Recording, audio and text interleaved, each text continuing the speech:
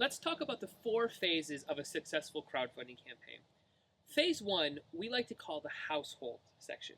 This is where we have to get our house in order before we can move into a pre-launch phase. What does that mean? That means branding. It means getting all of your accounts looking cohesive, getting the website in order, getting the tools in place, getting Facebook in place, getting Twitter in place. So this is typically a lot of small to-dos that have to, at some point, then be looked at from above and go, does all this make sense? It's really important to remember that people come into your ecosystem in multiple different ways. Somebody might come in from YouTube, somebody might come in from a Facebook ad, somebody might come in from just a website, a friend, word of mouth. So wherever these entry points are, we want to make sure that it's a cohesive message from start to finish. So that really is phase 1. Phase 2 is where we get into a pre-launch. And here's where we like to set up a funnel. And when I say a funnel, this means I want somebody to come into through a front door, go, through some sort of outreach. I want them to go to a landing page, and then I want a bunch of email sequences to happen. And I've included a diagram to show you where my head is when it comes to this sort of pre-launch phase.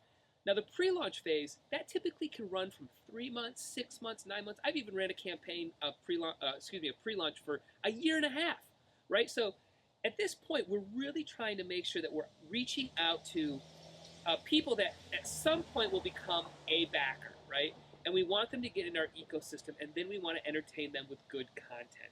So, so that's our pre-launch phase. After that, we want to get into the actual active campaign. And once we have that going on, that is when all hands are on deck. That's when we are driving the ship, right? And we want to make sure that all of the work we've put in are starting to happen in a nice sequence order. We want to know our updates are going to happen here.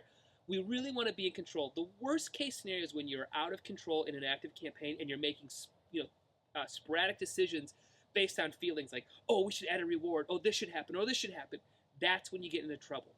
So it's crucial at this point to really trust your plan and number one, make sure you have a good plan and then trust it. And then the 4th phase is fulfillment. And that means, what is that communication like to a backer after the campaign? Are you updating them frequently enough so that they feel confident that they're going to get their reward at some point? Have you handled shipping? Have you turned over your websites? Have you shut off some of these funnels that aren't necessary anymore because you're not running a campaign? So it's kind of getting the house back in order and kind of coming up for a deep breath of fresh air, but while still communicating with the backer. So these are the 4 phases that the Woodchin Agency uses for all of our clients, and it's where your head should be when you're running a campaign.